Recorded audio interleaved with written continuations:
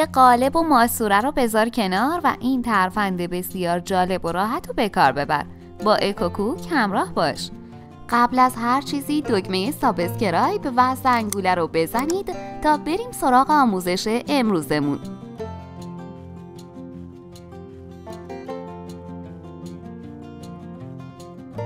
125 گرم کره به دمای محیط رسیده، یه عدد تخم مرغ، 75 گرم روغن مایع، 45 گرم نشسته ذرت، 90 گرم پودر قند،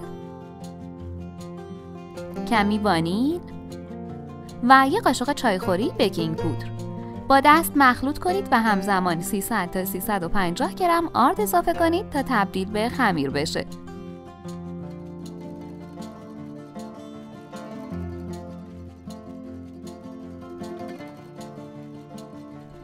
سر یه بطری رو برش بدید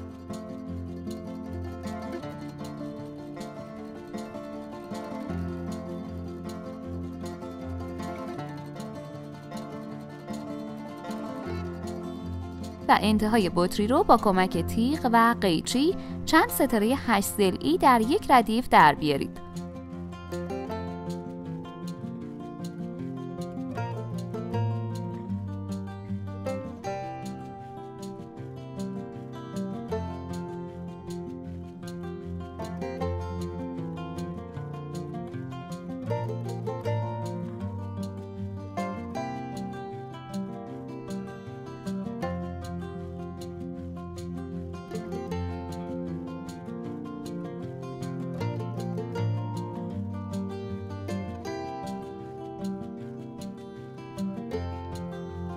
عزیزان، باعث افتخار ماست که عضوی از کانال ما باشید و دکمه سابسکرایب رو بزنید.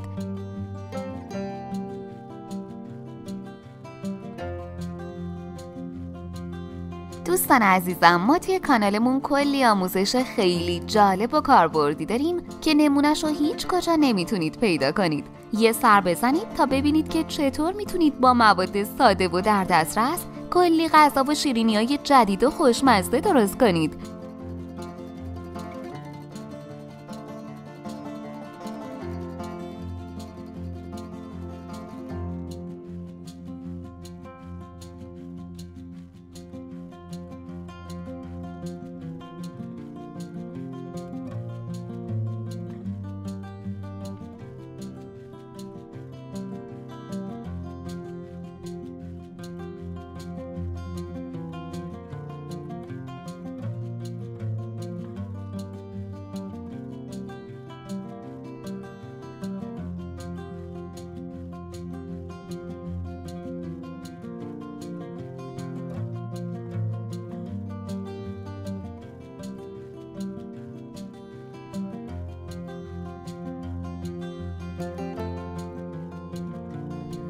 خمیر رو داخل بطری بذارید و با یه جسم دیگه فشار بدید تا خمیر از ستاره‌های ایجاد شده بیاد بیرون.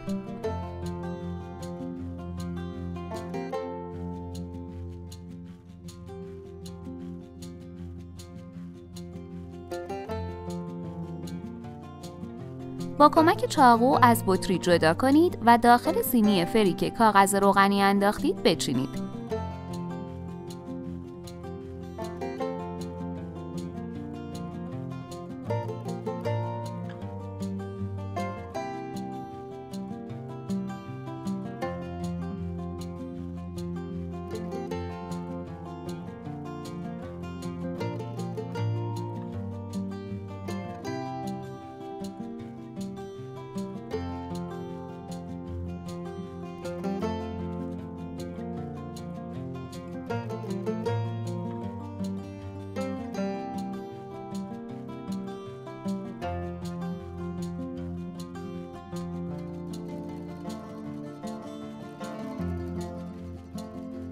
به مدت 20 دقیقه داخل فر از پیش گرم شده با دمای 180 درجه قرار بدید.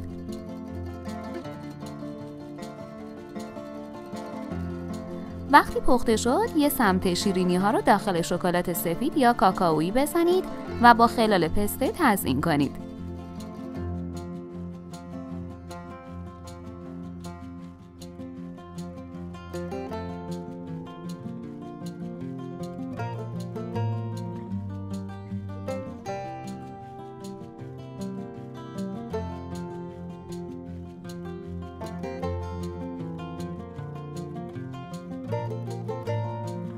این یه ترفند جالبه که میتونی شیرینی‌های عیدت رو باهاش درست کنی. نوش جان. دوستان عزیزم، ممنون میشم نظراتتون رو در مورد این آموزش بنویسید و یا اگه سوالی دارید داخل کامنت ها حتما بپرسید. ما به تمام سوالات شما پاسخ میدیم. ممنون از اینکه ویدیوهای ما رو لایک میکنید و انگیزه میدید تا آموزش‌های بیشتری تهیه کنیم. اگه این آموزش رو دوست داشتید حتما ویدیوهای دیگه‌مون رو هم که توی کانالمون هست ببینید. مطمئنم خوشتون میاد.